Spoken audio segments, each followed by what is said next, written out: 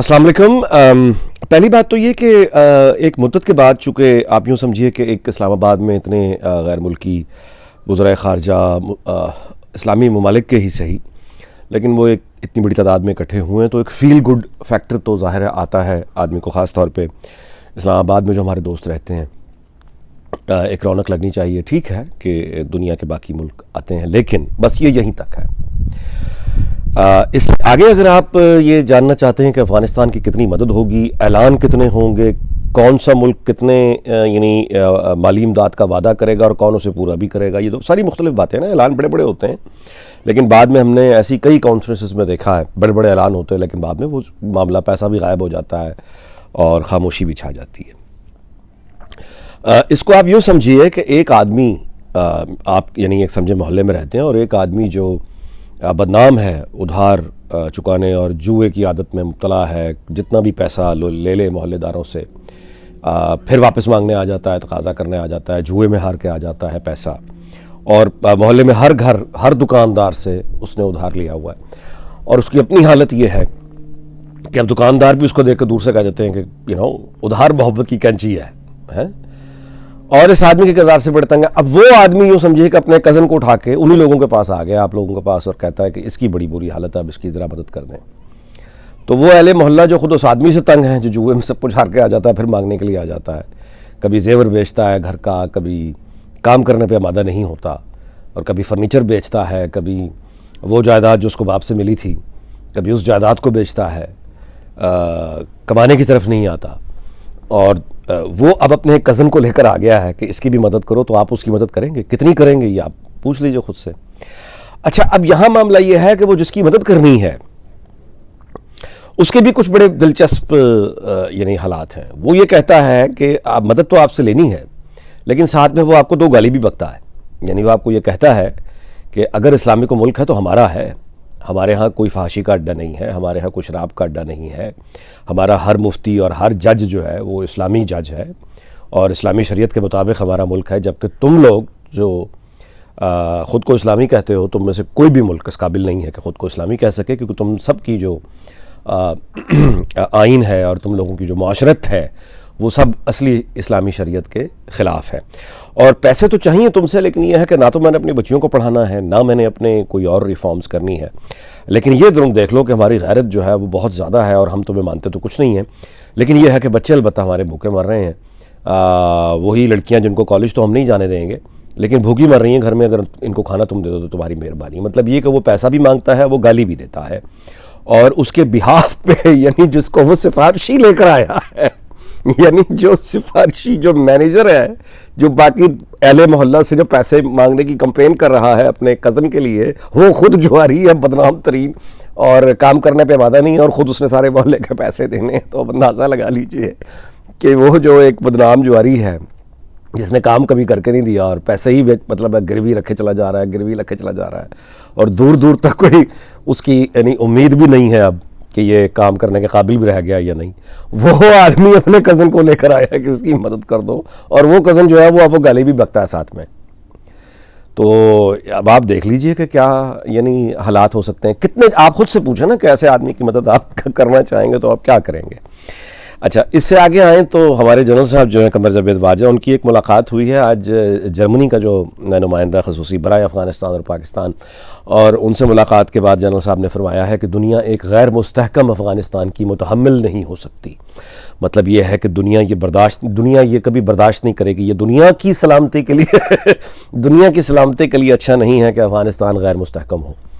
अब बाकी रही बात, पहले तो इस्लामी दुनिया की ज़रा कर लेते हैं बात।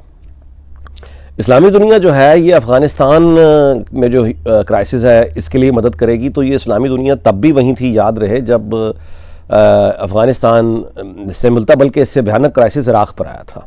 इस्लामी दुनिया यहीं थी। लीबिया में सिविल वॉर कई साल, अभी भी कुछ स्टेबिलिटी वहाँ नहीं है, इस्लामी दुनिया यानी मौजूद है ना। अच्छा, इसके अलावा आप देखिए कि इजिप्ट में क्या हुआ, डिक्टेटरशिप आई, कितना यानी वो यानी किस तरीके से आई और किस तरह से उन्होंने मारा, फांसियाँ दी। इस्लामी दुनिया तब भी वहीं थी।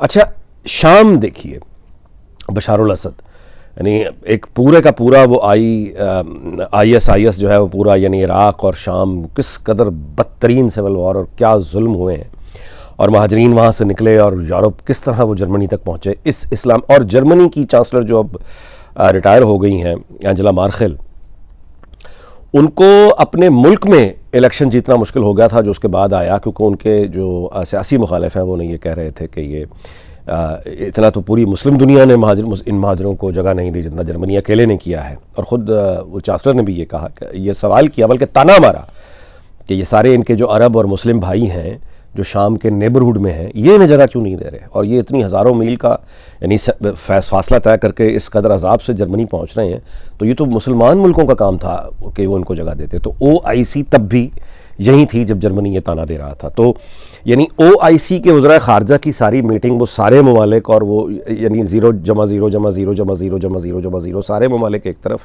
और अकेला जर्मनी का नुमाइंदा जैसे जनरल साहब मिले हैं वो एक तरफ।